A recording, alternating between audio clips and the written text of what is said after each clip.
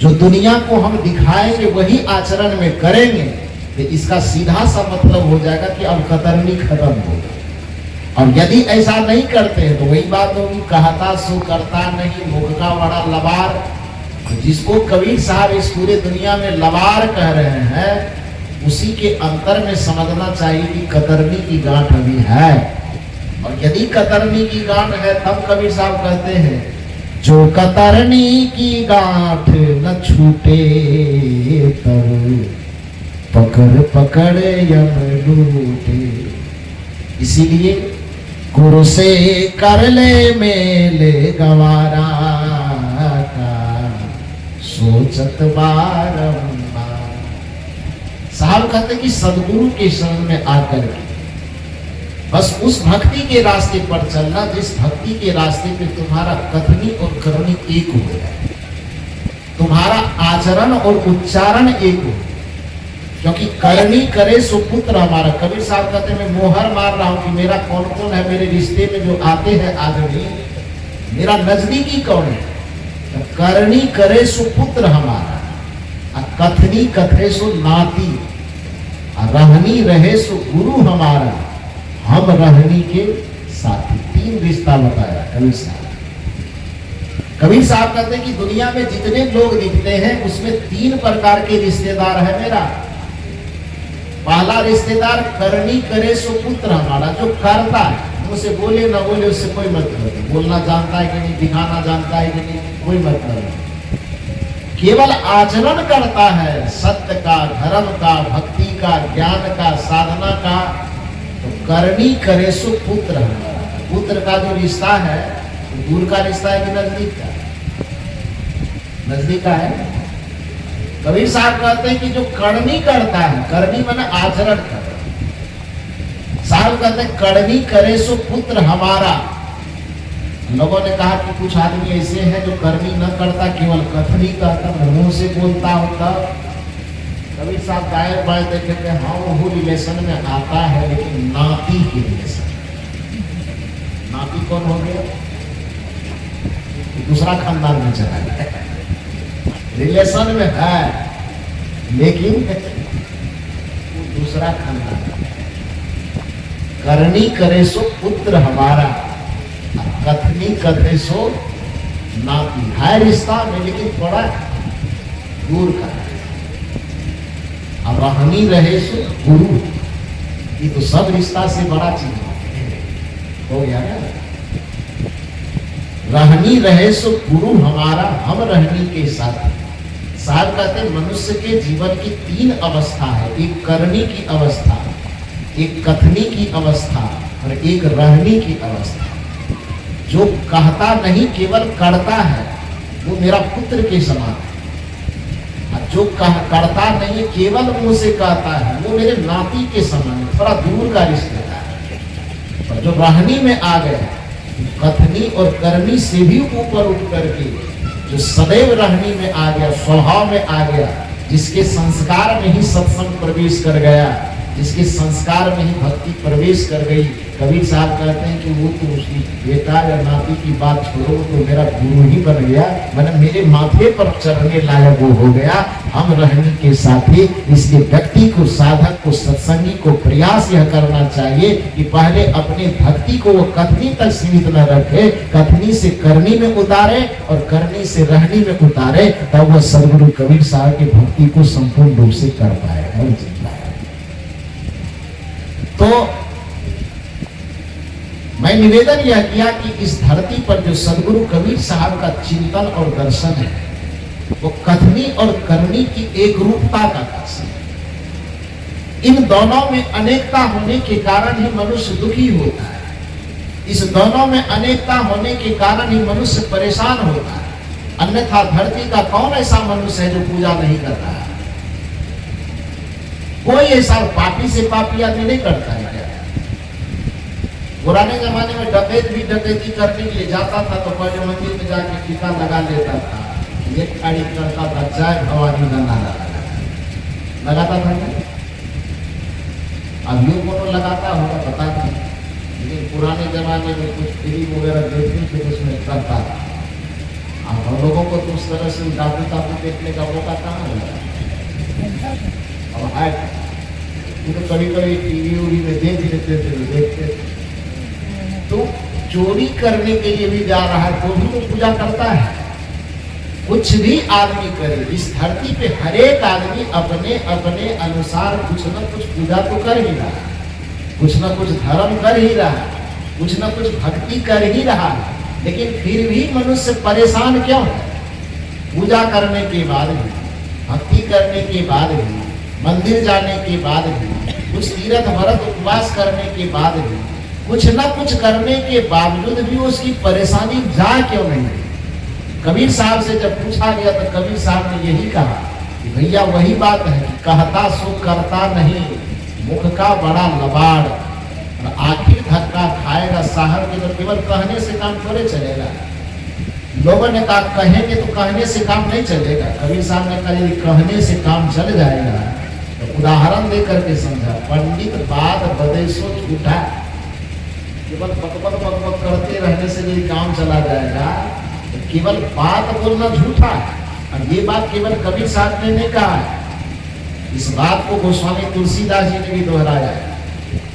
जैसे कबीर साहब कहते हैं कि पंडित बात बदेशो झूठा, राम के कहे जगत गति पावे, खाण कहे मुख मीठा, पानी कहे पावक कहे पाँव जो डाहे, जल कहे तृषा बुझाई, धन के कहे धनिक जो होई, निर्धन रहे न कोई। कबीर साहब कहते हैं कि संसार में यदि केवल किसी चीज को रटने मात्र से, भगवान भगवान राम राम कहने मात्र से व्यक्ति का कल्याण हो जाएगा, इस संसार में किसी को प्यास लगे और वो पानी पानी पानी पानी पानी पानी कहते रहे, जिंदगी भर प्यास बुझ जाएगी। प्यास बुझाने के लिए केवल पानी पानी कहना पर्याप्त नहीं है ना, पानी पीना भी जरूरी है। भूख लगी है तो कबीर साहब कहते हैं कि भूख लगने पर केवल भोजन भोजन भोजन भोजन भोजन भोजन कहने से भूख थोड़े मिटेगी, भोजन करना पड़ेगा तब भूख मिटेगी। कहने मात्र से कुछ नहीं होगा, उसको करना पड़ेगा। पावक कहे पाँव जो डाहे, कबीर साहब कहते हैं कि यदि आग आग आग आग आग जपेंगे तो क्या मेरा पेट जलने लगेगा? जल कहे तृषा बुझाई, जल जल जल जल कहने से मेरी प्यास बुझ जाएगी? नहीं बुझेगी। इसी बात को आपको ऐसा नहीं लगना चाहिए कि केवल कबीर साहब की कटाक्ष है, कटाक्ष नहीं, यही वास्तविकता।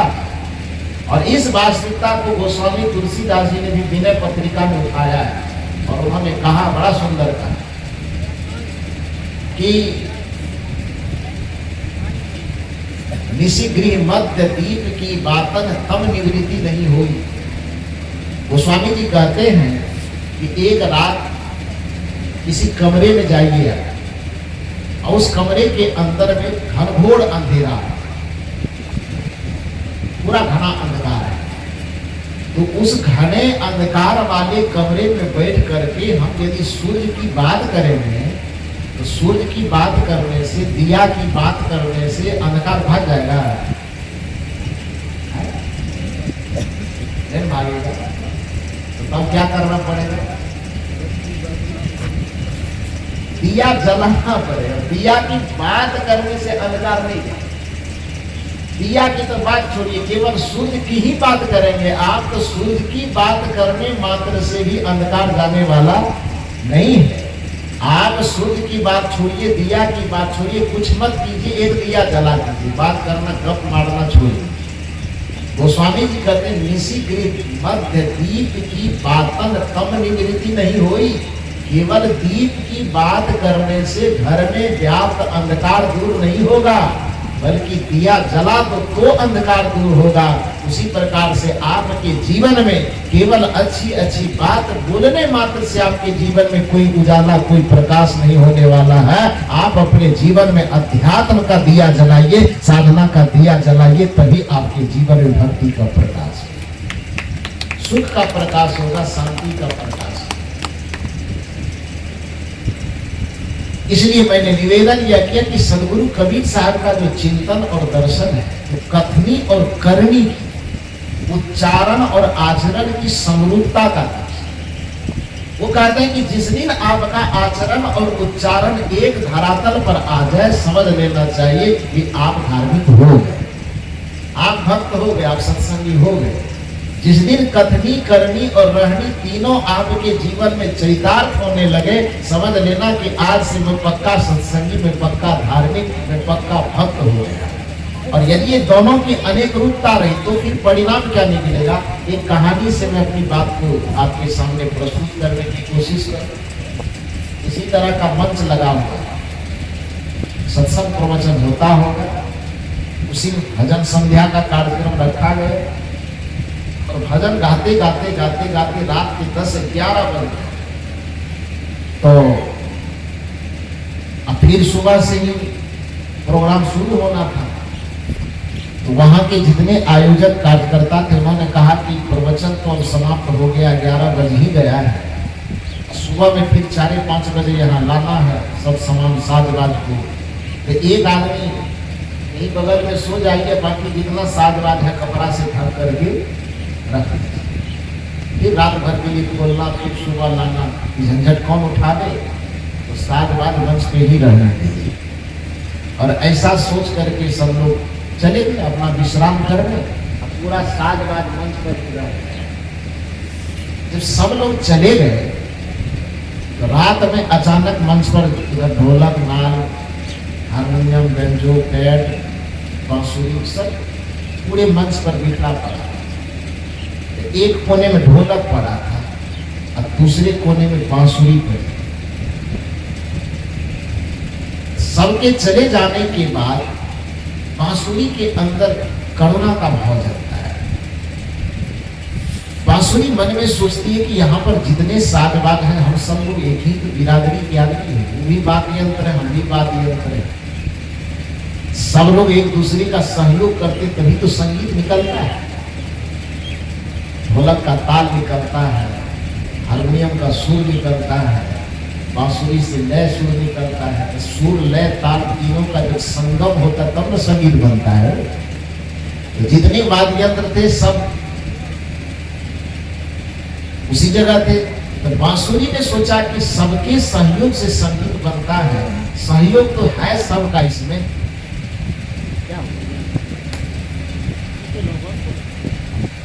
हेलो, कितना बढ़िया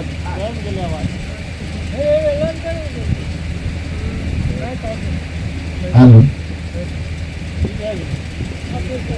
क्या कर? हेलो,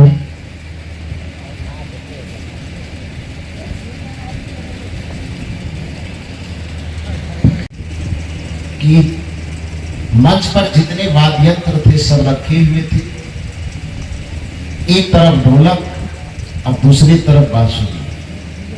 उस बांसुरी के मन में यह इच्छा होती है कि हम सब एक ही बिरादरी के, सबके सहयोग से संगीत निकलता है। इसमें जो ढोलक है उसको ज्यादा मेहनत करनी पड़ जाती है। मेहनत करनी पड़े तो बात अलग है, उस जितने भी बजाने वाले आते हैं सबके द्वारा उसको बड़ी मार लग जाती है, क्योंकि दूसरा वाद्य यंत्र जितना है, हारमोनियम को तो प्यार से लोग बजाता है ना, झाल भी बजाता तो थोड़ा एकदम हल्का हल्का, लेकिन ढोलक को जितना एकदम ताल आवे तो उतना और धूम धड़ाम होता है दोनों तरफ से। बताइए ना, और कोई सुर लय वाला बात गाने वाले कितने लोग उसको पता है, बजाने वाले को और पता है, तो पूरा धूम धड़ाम। तो बांसुरी अपने मन में सोचता है कि हम लोग हैं एक ही वंश खानदान के, एक ही बिरादरी के, सब मिल करके संगीत रस को पैदा करते हैं। लेकिन उसमें सबसे ज्यादा मेहनत या सबसे ज्यादा पिटाई पड़ जाती है ढोलक बिछा के। जो आता है इधर से भी देता है, इधर से भी खींचता है, दोनों तरफ से। तो अब तो सब लोग चला गया है, हम जितने वाद्य यंत्र हैं सब अकेले पड़े हैं। तो उसमें बांसुरी के मन में इच्छा है कि मैं जा करके थोड़ा सा ढोलक से हाल समाचार दे। आप ये मत कहिएगा कि कहीं ढोलक और बांसुरी ऐसा आदमी है जैसा करेगा, वो आदमी नहीं है। साहित्य जगत में दो प्रकार की विधा होती है, एक होती है आदर्शवादी विधा और दूसरी होती यथार्थवादी विधा। यथार्थवादी विधा का मतलब होता है कि जो घटना सच में घटित होती हो, उस घटना को, सच्ची घटना को आधार बना करके जो कुछ प्रेरणाप्रद बातें बताई जाए, उसको यथार्थवादी विधा कहा जाता है। और आदर्शवादी विधा उसे कहते हैं जिसमें घटना सच में घटे कि न घटे, हकीकत में वो हुआ हो कि न हुआ हो, फिर भी उससे कुछ अच्छी बात लेकर के यदि समाज को कुछ अच्छी प्रेरणा देना चाहते हैं, अच्छा संदेश देना चाहते हैं, तो उसको आदर्शवादी विधा कहा है। जैसे कबीर साहब कहते हैं कि माटी कहे कुम्हार से तू क्या रौंदे मोह, एक दिन ऐसा आएगा मैं रौंदूंगी तो। कबीर साहब ने मिट्टी को कुम्हार से बात करते हुए देखा था। मिट्टी कहीं व्यक्ति से बात कर सकता है? नहीं कर सकता है। हकीकत तो ऐसा नहीं होगा। वृक्ष और पत्ते की आपस में बातचीत हो सकती है। वृक्ष कहे एक बात से सुन पत्ते मेरी बात, यही जगत की रीत है एक आवत एक जात। क्या वृक्ष और पत्ते के बीच में बातचीत होगी? हकीकत में बातचीत नहीं, लेकिन उस वृक्ष और पत्ते के माध्यम से दुनिया को एक प्रेरणा देना, नश्वरता की प्रेरणा देना है, क्षणभंगुरता की प्रेरणा देना है। तो हकीकत में वृक्ष और पत्ते के बीच में बात न भी होगी, फिर भी आदर्शवादी विधा के अनुसार वृक्ष और पत्ते में बात करवाई जा सकती कवि के द्वारा। इसलिए तो कहा जाता है जहां न जाए रवि वहां जाए कवि। कवि को इतनी छूट मिलती है कि हकीकत में कुछ घटित न भी हो तो फिर भी उस घटना को बना करके वो कह सकता है। तो कबीर साहब ने भी इसका प्रयोग अपने अपने जगह पर, अलग अलग जगह पर किया है। बात वृक्ष कहे एक बात से सुन पत्ते मेरी बात।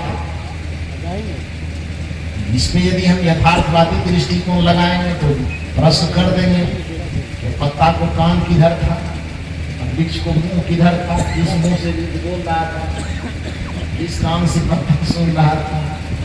ये यहाँ यथार्थवादी दृष्टि नहीं है, यह आदर्शवादी दृष्टि है। माटी कहे कुम्हार से, तो मिट्टी कुम्हार से कह रहे तो मिट्टी को मुंह कहाँ से आएगा? कुम्हार भाई के पास कान आएगा वो तो ठीक है, लेकिन मिट्टी के पास मुंह कहाँ से आएगा? मिट्टी कहेगा। तो इस जगह पर यथार्थवादी दृष्टिकोण नहीं लगेगा, इस जगह पर आदर्शवादी दृष्टिकोण लगेगा। ठीक उसी प्रकार से यहाँ जो बांसुरी और ढोलक में बात करवा रहे हैं, तो आप ये मत कहिएगा कि ढोलक और बांसुरी में बात कैसे हो सकती है। यहाँ भी आदर्शवादी विधान लगेगा। तो वहां पर एक भावात्मक बात, एक संदेश है इसमें छिपा। क्या है कि ढोलक और हारमोनियम, डुगी, तबला, बेंजो, पैड जो भी है वो सब रखे हुए हैं। एक तरफ बांसुरी है, दूसरी तरफ ढोलक। बांसुरी के मन में भाव होता है कि ढोलक की बड़ी पिटाई होती है, सबके सामने में तो कुछ बोल नहीं सकते हैं। अब सब चला गया है, पर्दा से ढक दिया है, तो थोड़ा उस कोने से जाकर के हम 2.5 साल का हाल समाचार ले लें। सुबह से शाम तक बड़ी पिटाई चली है आपकी, कुछ मदद कर सकते हैं तो बोलिए, दे हाथ दबा के थोड़ा मालम पत्ती कर दे। तो ऐसा सोच करके बांसुरी उछल करके उस कोने में जाता है। ढोलक से पूछती है बांसुरी, ढोलक भाई जब से संगीत आरंभ हुआ है, शुरू से लेके अंत तक आपकी बड़ी पिटाई चली। मुझे देख करके ममता तो लगता था, लेकिन अब लोग बैठे हुए तो उसके सामने मैं क्यों बोलूं? मैं सोचता था कि कहीं मैं बोलूं और मुझ पे ही धूम धड़ाम हो जाए तो बड़ा मुश्किल होता है। मैं कुछ बोल नहीं पाऊँ, लेकिन अब सब लोग चले गए, सैदपुर किशनपुर वाले अपना खाने के लिए, अब हम लोग अकेले हैं। इस वजह से हम आपके पास पूछने आए हैं कि आपको कहीं कोई तकलीफ तो नहीं? आप बोलिए, कुछ मदद कर सकते हैं तो हम कर दें, ये हाथ थोड़ा दबा दें। लेकिन ढोलक को अपने आप पर बड़ा गुमान था। गुमान किस लिए? क्योंकि वो अपने आप को बड़ा समझता था, साइज में बड़ा है। बांसुरी के सामने वो तुलना करे तो बांसुरी 2 बीते का होगा, ढोलक 2 हाथ का होगा। बांसुरी की मोटाई यदि नापेगा तो 2 इंची में सिमट जाएगा, ढोलक की मोटाई ज्यादा होगा, वजन में भी ज्यादा, लंबाई में भी ज्यादा, मोटाई में भी ज्यादा। तो उस ढोलक को घमंड था, और घमंड से भी युक्त व्यक्ति का, किसी भी व्यक्ति का यह लक्षण होता है कि सामने में किसी की बात को सुनना नहीं चाहता। कोई अच्छी बात भी उससे समझाने बताने के लिए जाए तो उसे लगता है कि मेरे अहंकार को ठेस ही हमको कैसे समझा सकता है, इसको कहां से क्षमता आ गई हमको समझाने। तो ढोलक यहाँ अहंकार का प्रतीक बताया गया। और बांसुरी की विनम्रता पूर्वक पूछने पर भी, भैया आपकी बड़ी पिटाई चलती है, जो भी आते हैं बजाने के नाम पे दोनों तरफ से ठोक ठाक करते रहते हैं आपको, इसलिए मैं समाचार जानने आया कि कोई तकलीफ हो तो बताइए, और यदि हम मदद कर सकते हैं कुछ तो थोड़ा सा आज्ञा कीजिए, हम मदद कर। तो बांसुरी तो भला ही सोच करके गया, लेकिन ढोलक को लगा ये मेरे अहंकार को कुरेदने आया है।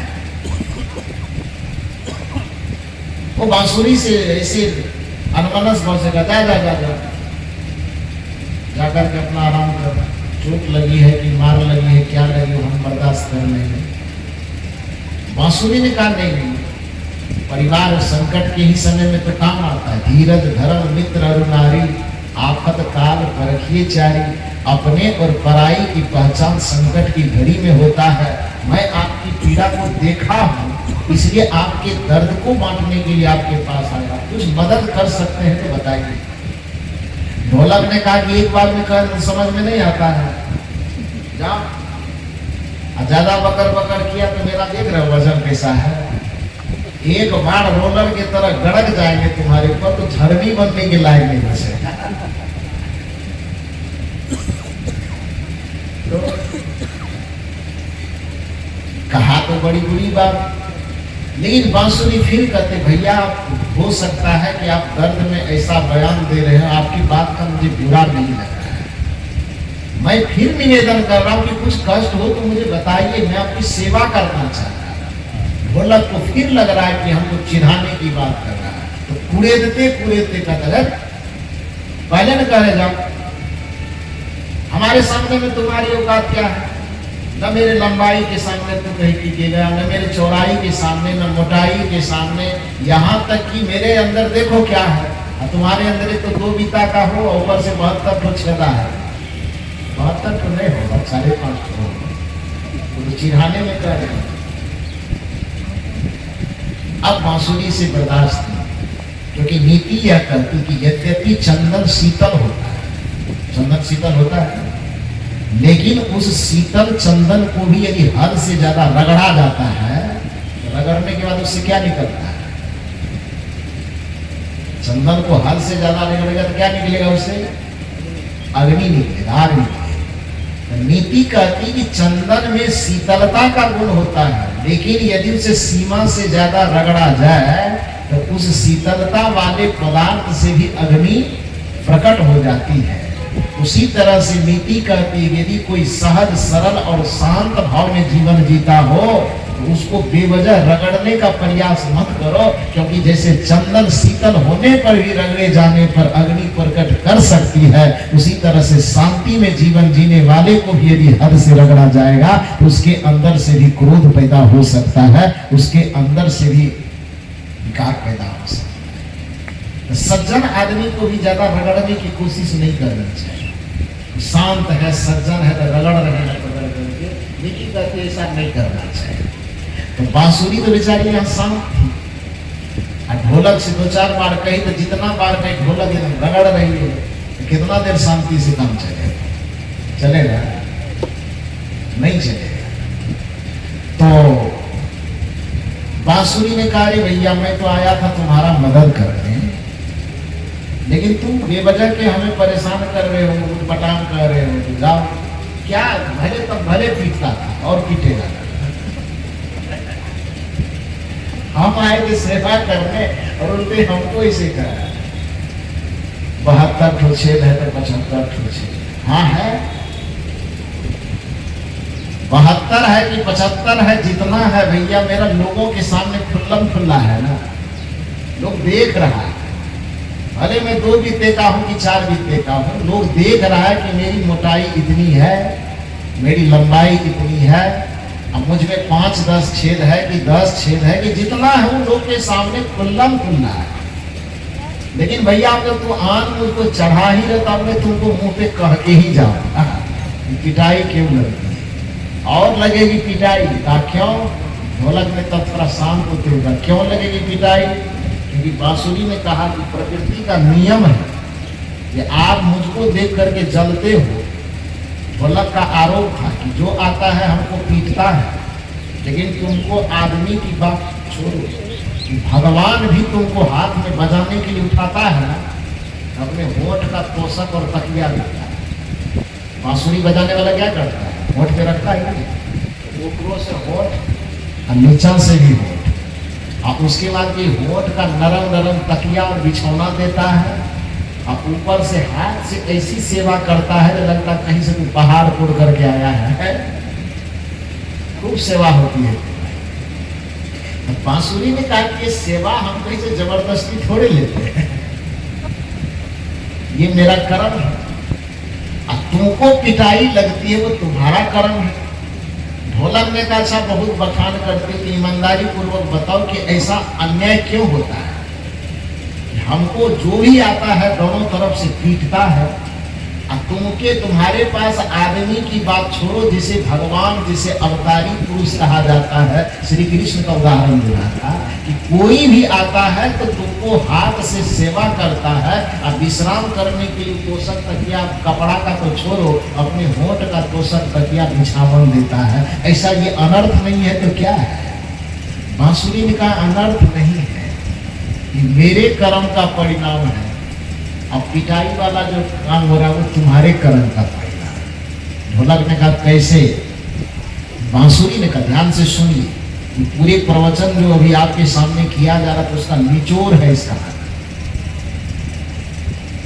उस बांसुरी ने कहा कि मैं छोटा हूं कि मैं मोटा हूं कि मैं पतला हूं कि मेरे अंदर 72-75 छेद है, इससे मतलब नहीं। मतलब यह है कि मैं जैसा हूं वैसा दुनिया के सामने दिखता हूं। अब तुम हो कुछ और, अब दिखाई देते हो कुछ और। दिखाई देते हो बाहर से कि तू बहुत मोटा है, दिखाई देते हो बाहर से तू बहुत वजनदार है, बाहर से देखने पर पता चलता है कि तू बहुत ताकतवर है, लेकिन तुम्हारे ऊपर जो दोनों तरफ से चमड़ा लगा था ढक्कन, और चमड़ा के ढक्कन को हटा करके देखा जाए तब कैसा लगेगा? भीतर से क्या है?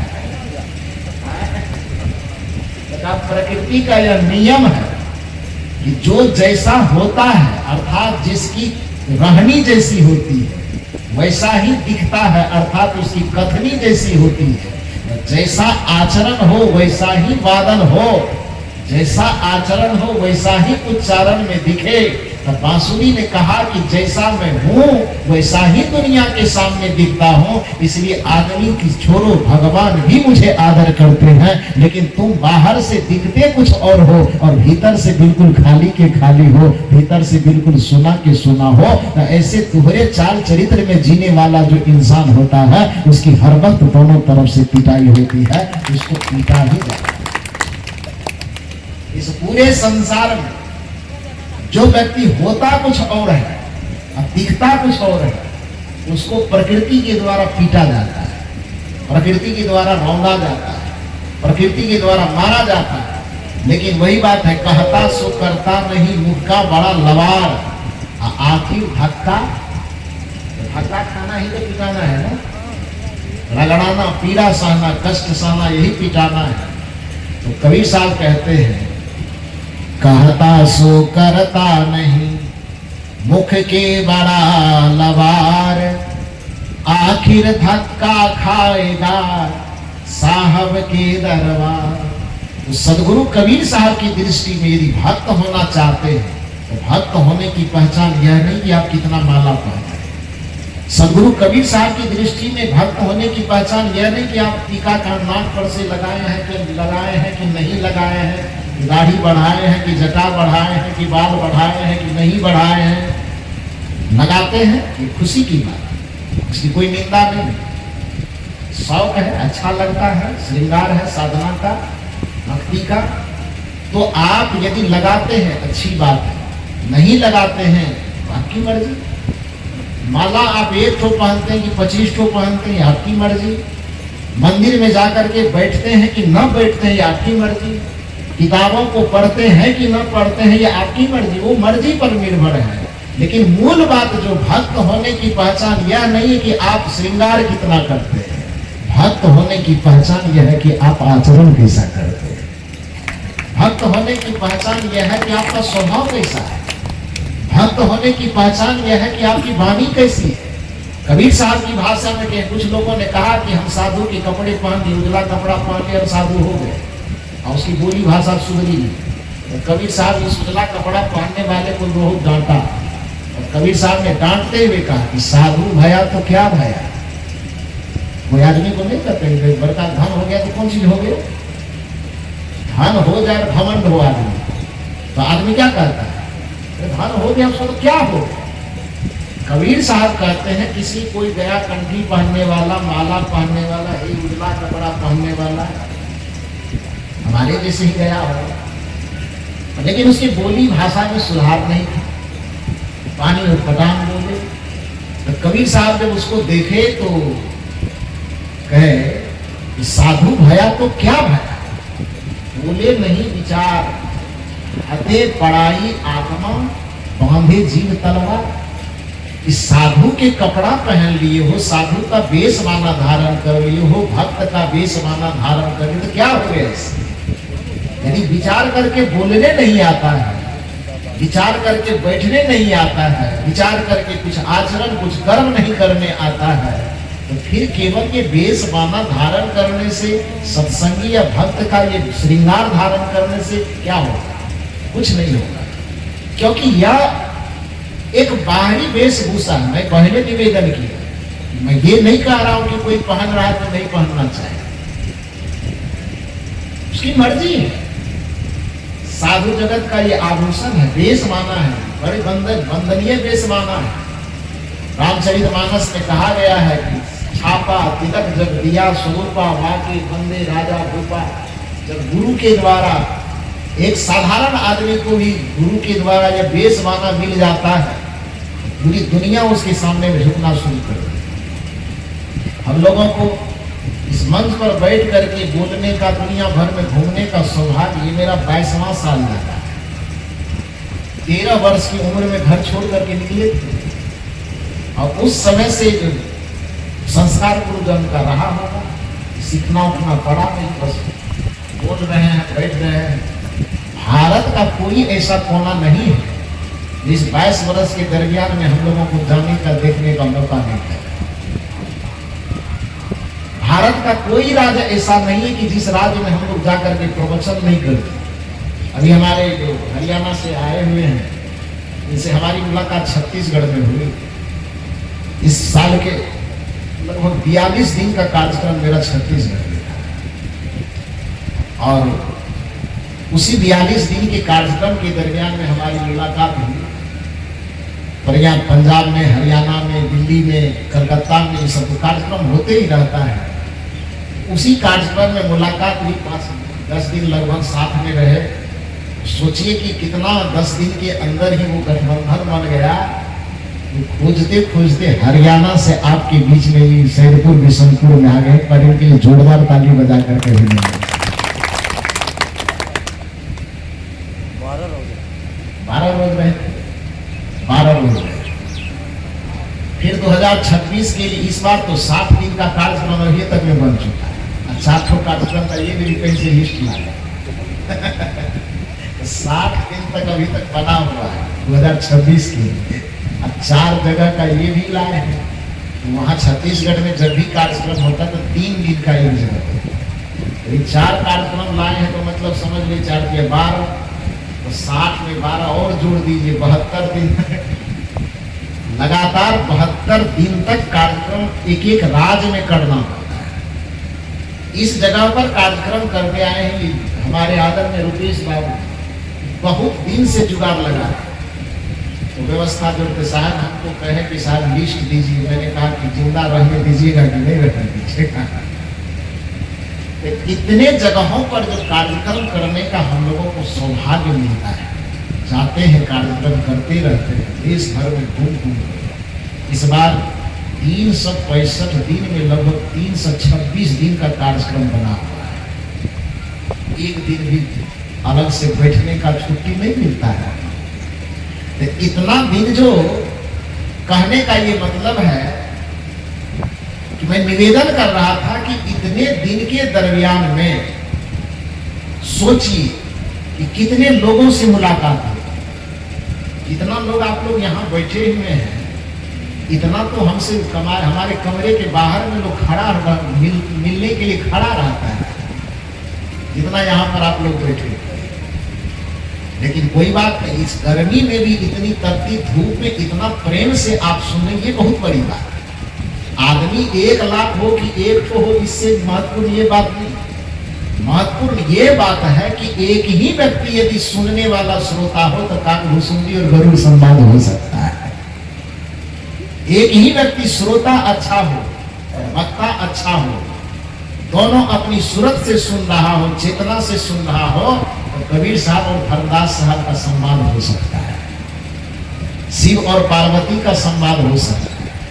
क्योंकि अध्यात्म की बात को सुनाने के लिए कोई जरूरत नहीं कि लाखों लोगों की भीड़ हो। एक कृष्ण हो जाए और दूसरा अर्जुन हो जाए तो पूरे कुरुक्षेत्र के मैदान में लाखों कौरव खड़े हैं कि पांडव खड़े हैं, इससे कोई मतलब नहीं। केवल एक अर्जुन और एक कृष्ण खड़ा हो जाए तो वहां गीता बन सकती है। और आप जो इस धूप में, गर्मी के चिलचिलाती धूप में इतने शांत चित्त और एकाग्र होकर के बैठे हुए हैं, तो मुझे इस बात का गर्व है कि कृष्ण को तो एक ही अर्जुन मिला होगा और कबीर साहब को यहाँ पर हजारों अर्जुन मिले हुए हैं। तो यहाँ क्यों नहीं पहुंचे, यहाँ ज्ञान की धारा क्यों नहीं प्रवाहित हो सके। तो मैं निवेदन आपसे यह कर रहा था कि इस इतने जगहों पर हम लोगों को जाने का मौका मिलता है, उसमें हर एक प्रकार के वेश वाले, हर एक प्रकार के पाना वाले, अलग अलग डिजाइन के साथ लोग, और इतने कम उम्र से भगवान की तरह जो लोग पूजता है। अभी हम ही ये शर्ट फुल पैंट पहन कर गया तो कौन पहचानेगा हमको? पहचानेगा? ठीक है, गुण के कारण भी पूजा होती है, लेकिन गुण की पहचान बाद में नहीं होती। पहले जो प्रत्यक्ष में दिखने वाला चीज है वो तो यही दिखने वाला चीज है ना। तो भगवान के तरह जो एक व्यक्ति की पूजा होती है, गुण का मूल्यांकन बाद में होता है। पहला मूल्यांकन जो होता है ये वेश, और ये वेश जो देता है वो कौन देते हैं? गुरु देते हैं। इस वेश की भी मर्यादा है। कुछ लोग कहते हैं, उससे चर्चा की जब मैं कहता हूं कि कबीर साहब कहते हैं कि वेश बनाने से कुछ नहीं होता है, आचरण से कुछ होता है। ये प्रवचन जब करता हूं तो कई जगह लोग प्रश्न करते हैं, जब वेश से कुछ नहीं होता तो आप लोग क्यों वेश पहने हुए हैं? एक बात आप समझिए कि ये कपड़ा, सचमुच में इस कपड़े से मुक्ति का तो कुछ लेना देना है नहीं। कंठी से, माला से, छापा से, तिलक से मुक्ति का क्या लेना है? मुक्ति का लेना देना है ज्ञान से, मुक्ति का लेना देना है विचार से, मुक्ति का लेना देना है व्यवहार से, मुक्ति का लेना देना है सदाचार से। यहाँ तक कि कोई व्यक्ति यह सोच ले कि केवल पूजा पाठ और भगवान का नाम लेने से मुक्ति होगी, आचरण मेरा कुछ भी बिगड़ा रहे, बना रहे, तो गलतफहमी में है। क्योंकि यदि पूजा पाठ से ही केवल हमारी मुक्ति होगी, तो सवाल यह है कि रावण पूजा करता था कि नहीं करता था? हम लोगों से कम करता था कि ज्यादा? कम करता था। माता जी करीब कम करता था। रावण जो पूजा करता था हम लोगों से कम की ज्यादा? ज्यादा। इतना ज्यादा करता था कि भगवान अपना नगर इलाका छोड़ करके उसके घर में जाने के लिए तैयार हो गए ना। लेकिन इतना पूजा करने के बाद इतना पाठ करने के बावजूद भी आखिर उसका क्या गड़बड़ आया कि जिस भगवान की पूजा करता तो भगवान उसको मरवाने में शामिल हो गए। जिसका नाम हम लोग जानते हैं भस्मासुर, भगवान शंकर की पूजा करता था कि नहीं करता था? काम की ज्यादा, इतना ज्यादा पूजा करता था वो, इतना ज्यादा नाम जपता था, ओम नमः शिवाय जपता था, इतना जपता था, इतना तप, इतना पूजा, इतना पाठ, इतना जप कि भगवान भी उसके सामने प्रकट होने के लिए मजबूर हो गए। और वो भगवान ने कहते हैं कि अच्छा ठीक है, क्या वरदान मांगना है मांगो। अब वरदान देते हैं कि नहीं देते? अब जो मांगा उसके वरदान, उसके पूजा के बंधन में भगवान इतना बंधे हुए कि मुंह से जो मांग रहा है ठीक है, तथास्तु कहने के अलावा दूसरा कोई उपाय नहीं। अब सोचे कि कितना पूजा किया होगा कि भगवान भी विवश है कि तू जो मांगेगा हम देने के लिए तैयार है। अब इतना पूजा करने के बाद भगवान से मांगा कि ठीक है, जिसके माथे पर हाथ रखे हम भस्म, यही मांगा। तो पूजा तो बहुत किया, पाठ तो बहुत किया, जप तो बहुत किया, भगवान को रिझाया भी, भगवान को अपने बस में भी कर लिया।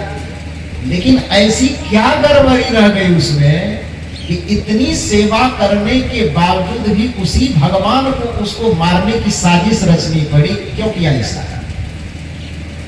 क्योंकि उसने पूजा बहुत किया, पाठ बहुत किया, व्रत बहुत किया, तप बहुत किया, लेकिन अपने भीतर के संस्कार, विचार और व्यवहार को नहीं बदला, जिसके कारण से रावण पुजारी तो हो गया लेकिन अपने चरित्र को नहीं बदला। तो उस चरित्र की दुष्चरित्रता उस रावण की हत्या करने, उस रावण का वध करने के लिए काफी हो गया।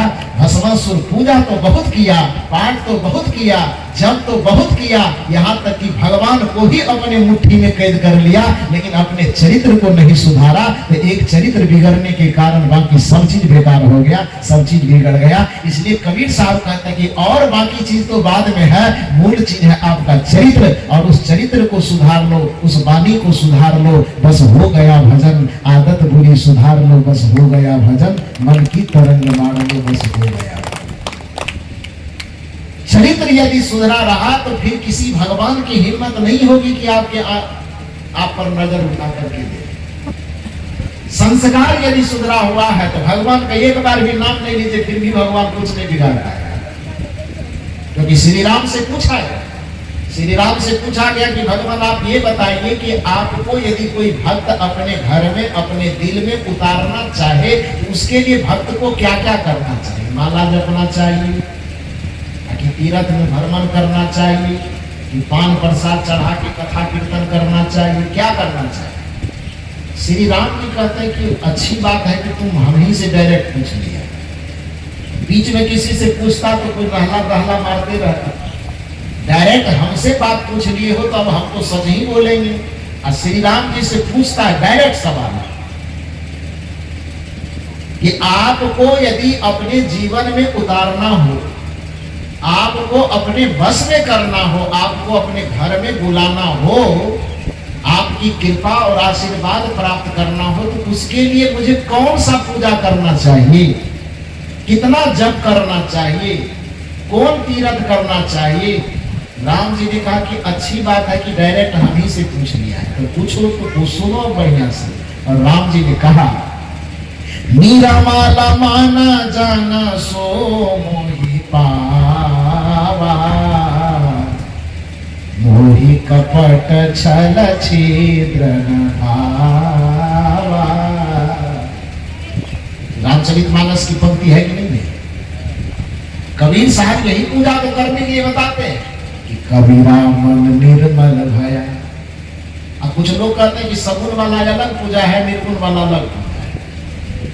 कहां पूजा है अलग? जब कबीर साहब आपको कह रहे हैं कि आपको अपने जीवन में साधना भक्ति को उतारना हो तो केवल इतना काम करो कि अपने मन को, वचन को, तन को, संस्कार को निर्मल करो ना। कबीरा मन निर्मल भया, जैसे गंगा नीर अब पीछे पीछे हरि फिरे कहत कबीर कबीर। कबीर साहब के दृष्टिकोण में यही भक्ति है, यही पूजा है, यही तीर्थ है। और लोगों को लगता है कि कबीर साहब कहते सब देवी देवता को छोड़ करके पता नहीं क्या उटपटांग बता रहे हैं। तो जिसको आप सगुण मार्ग में देवी देवता भगवान की तरफ पूजा करते हैं तो डायरेक्ट उस भगवान से पूछिए कि पूजा कैसे करना चाहिए। पंडित जी से पूछिएगा तो ढेर चीज बताएगा, क्योंकि वो ऐसी पूजा बताएगा कि जिस पूजा में वो भगवान खुश हो कि नहीं, वो पंडित जी खुश होना चाहिए, वो तो बताएगा अलग अलग। तो डायरेक्ट भगवान से ही जब बातचीत हो सकती है तो बीच में किसी मीडिएटर को रखने की क्या जरूरत। तो श्री राम से पूछिए कि कबीर साहब को बता दिए तो आप तो निर्गुणिया कह करके आरोप लगा देंगे कि तो निर्गुणिया ऐसे भी ऐसा कह रहा है। तो आप सगुण के देवता है, आप बता दीजिए कि आपकी दृष्टि में पूजा क्या है। तो श्री राम जी कहते निरमल मन जन सो मोहि पावा। ध्यान दीजिए दोनों बात। कबीर साहब क्या बता रहे हैं? कबीरा मन निर्मल भया जैसे गंगा नीर, पीछे पीछे हरि फिरे कहत कबीर कबीर। कबीरा मन निर्मल भया, निर्गुण भया। निर्मल मन जन सो मोहि पावा, ये सगुण वाला। ये दोनों पूजा में क्या अंतर है? दोनों साधना में, दोनों भक्ति में कौन अंतर, कौन झलक रहा है कि सगुण वाला है निर्गुण वाला है? दोनों की पूजा एक मार्ग पर है, लेकिन लोगों को यहाँ तो एक दूसरे को नीचा दिखाना है, एक दूसरे से भेद करना है, जिसके कारण से मेरा वाला इधर, तुम्हारा वाला इधर। एक बात समझ लीजिए, कहा जाता है एक जगह पर दो विद्यार्थी थे, छोटा छोटा बालक। उसके पिताजी शिक्षक थे।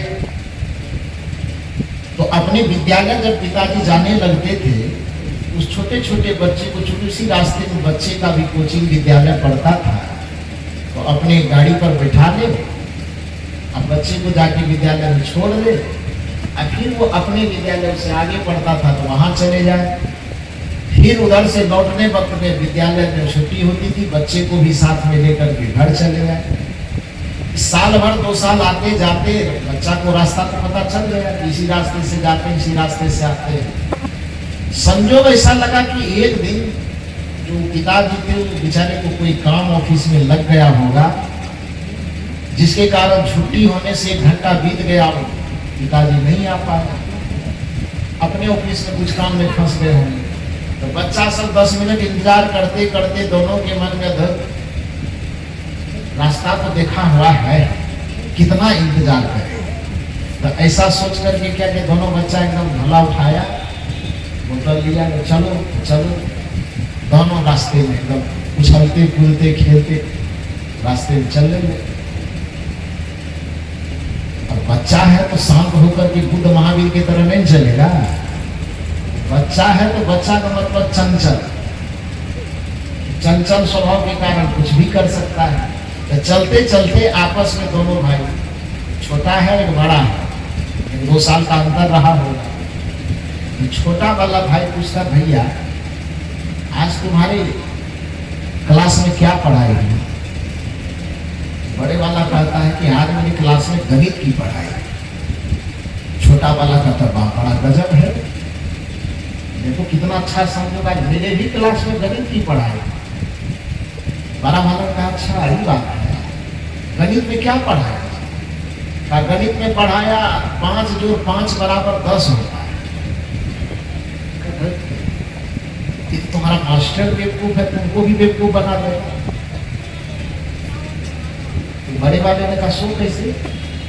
तो छोटे वाले ने बताया कि मेरे क्लास में भी आज गणित की पढ़ाई, उसमें भी जोड़ पढ़ाया, और मेरे वाले क्लास में बताया कि 8 जोड़ 2 बराबर 10 होता है। तो लड़का का हमको बेवकूफ कह रहा है। तुम्हारा मास्टर तुमको बेवकूफ बना, तू बेवकूफ, तेरा मास्टर बेवकूफ। पास हो कैसे? का बोर्ड पर हमारे मास्टर साहब लकीर खींच खींच करके बताए 1 2 3 4 5 प्लस 6 7 8 9 10 5 लकीर इधर खींचा, बीच में प्लस दिया, 5 लकीर इधर खींचा, बराबर में 10 हुआ। 5 जोड़ 5 बराबर 10 मेरे मास्टर साहब ने बताया। तो मेरा मास्टर बेवकूफ कैसे हो जाएगा? हमको बेवकूफ कैसे बनाएगा? बड़े वाले ने कहा चुप, सही में तेरा मास्टर बेवकूफ है, तुमको भी बेवकूफ बनाएगा। मेरे मास्टर साहब ने भी बोर्ड पर लकीर खींच के बताया 1 2 3 4 5 6 7 8, एक बार 8 लकीर खींचा, प्लस 9 और 10 2 लकीर खींच दी। 8 जोड़ 2 बराबर, प्रूव्ड करके सर ने बताया है। तो मेरा मास्टर सही, मैं भी सही, तू बेवकूफ, तेरा मास्टर भी बेवकूफ। अब बच्चा को ऐसा कहेगा बर्दाश्त होगा? बुढ़ा बर्दाश्त नहीं कर पाता तो बच्चा कैसे बर्दाश्त करेगा? अहंकार का तो यही पहचान है कि दूसरे को सुनना ही नहीं चाहता है। अपनी सुर में, अपने अभिमान के सुर में दूसरे को सुनना नहीं चाहता। अभिमान का यही लक्षण है। तो एक कह रहा है कि 5 जोड़ 5 बराबर 10, और दूसरा कह रहा है 8 जोड़ 2 बराबर 10। दोनों के अहंकार में अहंकार टकरा रहा है। कह रहा तू बेवकूफ, तेरा मास्टर बेवकूफ। वो भी कह रहा चुप, तू बेवकूफ, तेरा मास्टर बेवकूफ। दोनों झमेला करते करते करते करते जब नहीं इससे तू मैं करने से नहीं हुआ, तो नीचे से धूल उठाया, उसके मुंह पे मारा, नीचे से उठाया, उसके मुंह पे मारा। उससे भी काम नहीं चला तो बोतल से ही चला। लड़ते झगड़ते नोचते पहुंचते किसी तरह से दरवाजे पर पहुंचा। सीढ़ी पर बैठ करके रो ही रहा था, आंसू से लथपथ, पसीना से लथपथ। और तब तक में पिताजी उधर से मोटरसाइकिल से दरवाजे पर पहुंचा। गेट पर वैसे ही दरवाजे पर उतरा, देखा दोनों बच्चे एकदम लथपथ, आंसू से बेहाल, रो रहा है। पिताजी उतरे, सीढ़ी पर जाकर के बैठे, दोनों से पूछे कि क्यों रो रहा है? तो दोनों अपनी अपनी राम कहानी सुनाए। ये कह रहा है कि तू बेवकूफ, तेरा मास्टर बेवकूफ। उन्होंने कहा नहीं, हम ही नहीं करें, वो भी कह रहा है तू बेवकूफ, तेरा मास्टर बेवकूफ। अच्छा कह क्यों रहा है? तो दोनों बताया। एक कह रहा है 5 जोड़ 5 बराबर 10, अब वो कह रहा है, दूसरा कह रहा है 8 जोड़ 2 बराबर 10। दोनों के झमेले को सुनते सुनते पिताजी का माथा उब गया। तो पिताजी माथा पकड़ के बैठा रहे, चुप बेवकूफ, न तू बेवकूफ न तेरा मास्टर बेवकूफ, तुम दोनों को पैदा करने वाला तेरा बाप ही बेवकूफ।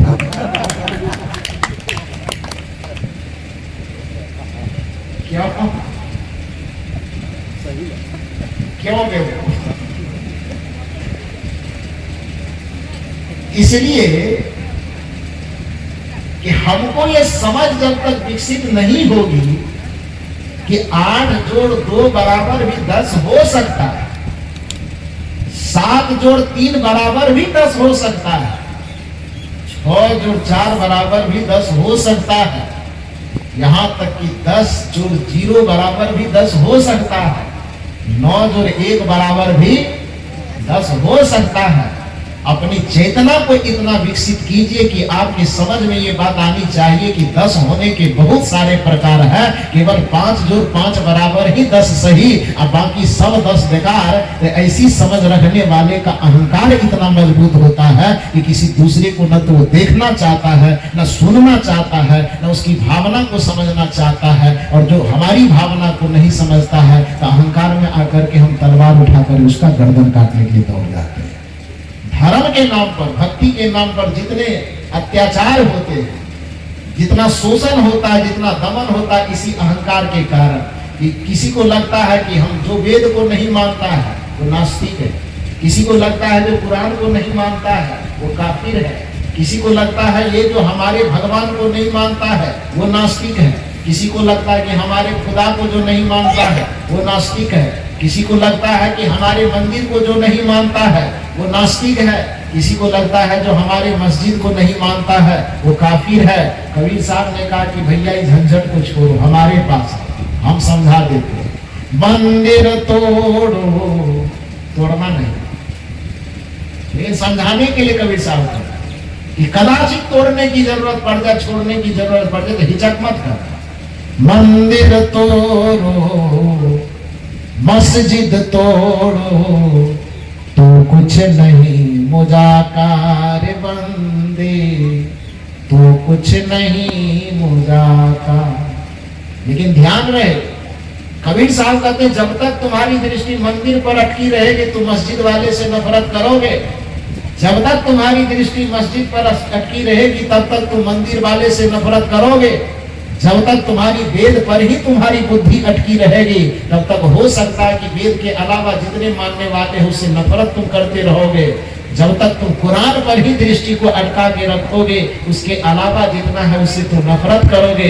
लेकिन कबीर साहब कहते हैं मैं तुम्हें जहां लाना चाहता हूं वहां पर तुम अपनी चेतना को इतना विस्तार कर लोगे कि सबको गले से लगा करके अपने सीने से सटा सकते हो। वो दर्शन कबीर साहब देते हैं, वो ज्ञान कबीर साहब देते हैं। और कबीर साहब कहते हैं मंदिर तोड़ो मस्जिद तोड़ो तो कुछ नहीं मुजाकार बंदे, तो कुछ नहीं मुजाकार। पर किसी का दिल मत तोड़ो। यहाँ आने के बाद सब बराबर है, मंदिर भी बराबर, मस्जिद भी बराबर। जिसका दिल पवित्र हो गया, जिसका भाव पवित्र हो गया, जिसका विचार पवित्र हो गया तो उसकी दृष्टि तो कुरान पे जाएगी तो भी उसमें सत्य दिखाई देगा, उसकी दृष्टि वेद पे जाएगी तो भी उसमें सत्य दिखाई देगा, उसकी दृष्टि राम पर जाएगी तो भी उसमें सत्य दिखाई देगा, उसकी दृष्टि रहीम पर भी जाएगी तो भी उसमें सत्य दिखाई देगा। जहां भी देखेगा तो कबीर साहब की दृष्टि में कहते सब घट मेरो साइया सोनी सेज न कोय बलिहारी व सेज की जाघट परगट हो। साहब कहते सब घट में वो मेरा साईं झलकेगा, सब घट में रो साइया तो चोट का ही परगार, चोट किसी पर चोट डालने की, किसी का अपमान करने की, किसी की निंदा करने की जरूरत कहां से पड़ेगी।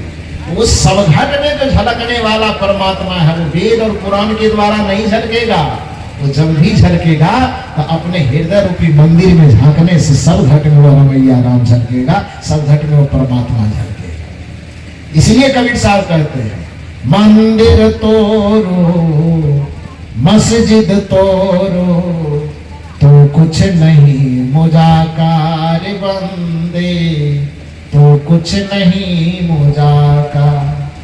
पर किसी का दिल मत तोड़ो, यह घर खास खुदा का रे बंदे, यह घर खास खुदा का। ये दिल रूपी मंदिर में जो खुदा बैठा हुआ है, दिल रूपी मस्जिद में जो भगवान बैठा हुआ है, उस खुदा और भगवान को देखने के लिए जो पूजा करनी पड़ती है वही कबीर साहब का पूजा है। कबीरा मन निर्मल भया जैसे गंगा नीर, पीछे पीछे हरि फिरे कहत कबीर कबीर। और इसी बात को प्रकारांतर से गोस्वामी तुलसीदास जी ने श्री राम के मुख से कहलवाया कि निर्मल मन जन सो मोहि पावा, मोहि कपट छल छिद्र न भावा। जिसके हृदय में छल कपट प्रपंच ईर्ष्या द्वेष भरा हुआ होगा, चाहे वो कोई पूजा कर ले, कोई पाठ कर ले, मुझे किसी भी कीमत पर प्राप्त नहीं कर सकता है। जो अपने जीवन को, चिंतन को, वचन को, आचरण को निर्मल कर ले, वह किसी भी देश में रहे, किसी भी देश में रहे, किसी भी पंथ में रहे, किसी भी परंपरा में रहे, लेकिन यदि अपने मन की निर्मलता पर वह जोर दे रहा है तो वह असली पूजा कर रहा है और मुझे बड़ी आसानी से वो प्राप्त कर लेगा। यही कबीर साहब का चिंतन और दर्शन है। आप लोगों ने इतनी एकाग्रता पूर्वक इतना देर तक मुझे बर्दाश्त किया, इसके लिए आप सबों को बहुत बहुत साधुवाद देता हूँ। आप समस्त गुरुजन जो मंच पर विराजमान है, जिनकी कृपा और आशीर्वाद से मैं कुछ सीख पाया हूँ, आप ही सबों की कृपा और आशीर्वाद से मैं कुछ बोल पाता हूँ। तो आप सभी संत और गुरुजनों के चरणों में सादर नमन कोटि कोटि वंदन करते हुए, और जो हमारे आदरणीय रुपेश बाबू जो बड़ी ही तन्मयता से, बड़े लगन पूर्वक इस कार्यक्रम का आयोजन, जैसा कि मुझे जानकारी हुई कि साल में एक बार तो निश्चित नहीं, कभी कभी मौका लगे तो 2 बार भी हो जाता है, लेकिन एक बार जैसा कि मुझे पता चला कि साल में एक बार ये कार्यक्रम निश्चित रूप से करते हैं 2008 से ही 2025 यानी 17 साल लगातार कार्यक्रम करने के बाद मुझे भी इस पवित्र ग्राम में आने का सौभाग्य मिला और हमारे जो बुजुर्ग गुरुतुल्य माता पिता बंधुजन हमारे बैठे हुए जो हमारे मार्ग के पके हुए आम सब हैं, हम लोग का कच्चा खट्टा उटा कुछ हो सकते हैं। आप लोग पता हुआ रस से भरा हुआ रसदार ऐसे रसदार आमों से मुझे संयोग मिला नहीं मिला। बैठो माता जी।